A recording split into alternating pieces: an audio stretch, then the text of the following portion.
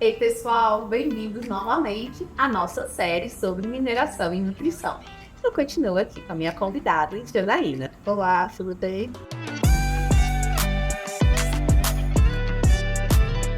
No outro vídeo, nós conversamos um pouquinho sobre o ferro, né? Esse elemento tão abundante, né?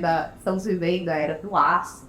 E aí foi o nosso primeiro elemento. E o segundo que nós vamos conversar hoje, também sou fã deste, que é o zinco.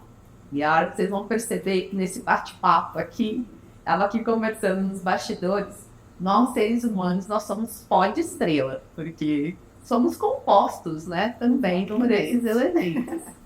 Vamos lá, agora um pouquinho sobre a função do zinco no corpo humano.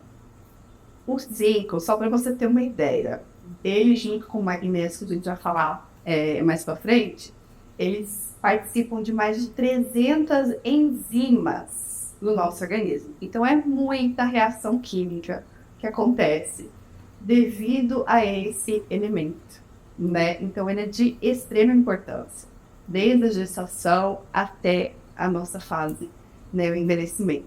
Então, deve ter um monte de benefícios, né? Doentes benefícios, né? Para você ter uma ideia, ele está desde os processos de crescimento e desenvolvimento, né, do ser humano, então, durante a gestação. Ele é extremamente importante. Para a parte cognitiva também, ele tem uma função, desenvolvimento cognitivo. Antioxidante, então, ações antioxidantes é o que protege nós, as curtas lindas. Adoro quando falo em antioxidante. Nós mulheres, todo mundo hoje em dia, né? Então ele é muito importante, né? O nosso sistema imunológico, né? A gente passou aí pela pandemia da Covid, ainda tem alguns resquícios aí de tudo que aconteceu. Então a gente tem que ter um fortalecimento do nosso sistema imunológico, e o zinco tem uma participação muito importante, né, nesse sistema imunológico. Agora, eu acho uma coisa muito importante da gente falar, a gente comentou isso um pouquinho sobre o ferro, né? Sobre a questão da deficiência. O que causa a deficiência, ter pouco zinco? Já falou que ele é importante para continuar jovem e saudável, Exatamente. Né? Então, assim, imagino que o oposto disso é velho e doente. Mais ou menos. O zinco, durante o nosso desenvolvimento, ele é importante para o desenvolvimento sexual, né? Então, se a gente tem uma deficiência de zinco durante a infância, a gente pode ter uma doença chamada de hipogonadismo. Então, quando não desenvolve os testículos, né, e os ovários, tanto do homem quanto da mulher, né? Então, a gente pode ter disfunções sexuais devido à deficiência de zinco, né? Assim também como alterações cognitivas importantes. Então, crianças, às vezes, que não tiveram o zinco de uma forma adequada, têm problemas sérios de aprendizagem. Adultos, né, que têm essa deficiência têm problema também em conseguir compreender as questões do dia a dia, né? Então, ele é muito importante. E deve ter uma questão, né, pessoal? Eu vou perguntar da suplementação, mas eu acho que vale aqui, né? Uma coisa que a gente comentou um pouco nos bastidores. A gente fala muito dessa questão de suplementar, a gente está querendo reforçar isso, inclusive para demonstrar a presença da mineração no âmbito da nutrição, mas excesso também é problema, né? É problema. Então, toda suplementação que a gente faz sem orientação pode gerar problemas sérios, né?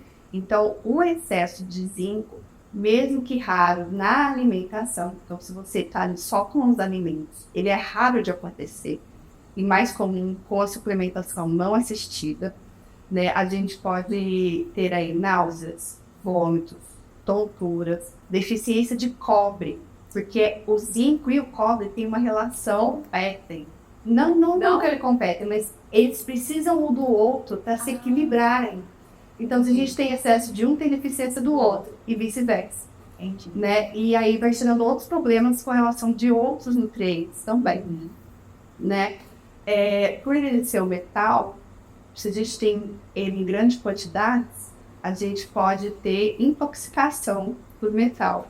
E essa intoxicação, dependendo do grau dela, pode até levar à morte. Então, não suplementem sem acompanhamento de um nutricionista. Então, olha só, hein, pessoal, nós da Academia da Mineração estamos incentivando a presença da mineração, dos metais, no dia a dia. Agora falando até de ensinar nutrição, mas nós não estamos incentivando que vocês tomem suplementos só sem acompanhamento, hein? Olha lá, a gente é responsável pelo que a gente fala, não pelo que vocês entendem. Bom, brincadeiras à parte, né? Essa questão da suplementação é um metal. E como que a gente fala de suplementação? Essa é a primeira pergunta.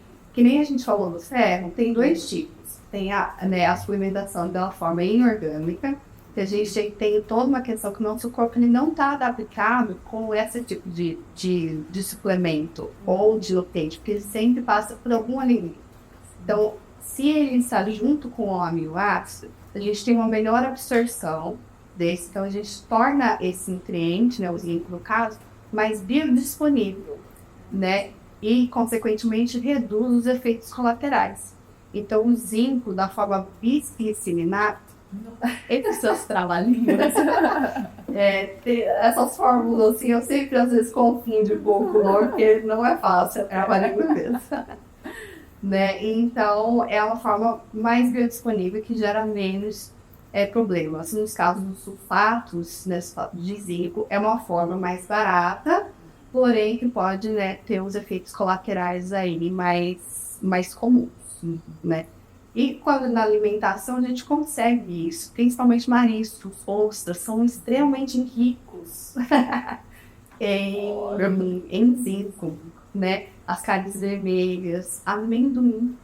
Mas não vale aquele amendoim cheio de chocolate, amendoim cheio de sódio e afins. É um amendoim tradicional. Aquele amendoim coberto com uma crosta de açúcar. Aquele lá não vale. Não vale. Entendi. Pessoal, esse daqui foi mais um dos nossos vídeos da Academia da Mineração, falando sobre mineração e nutrição. Continue acompanhando, tem mais elementos, tem mais metais aí, faz parte da nossa rotina e vocês vão ficar sabendo. Fiquem aqui no canal.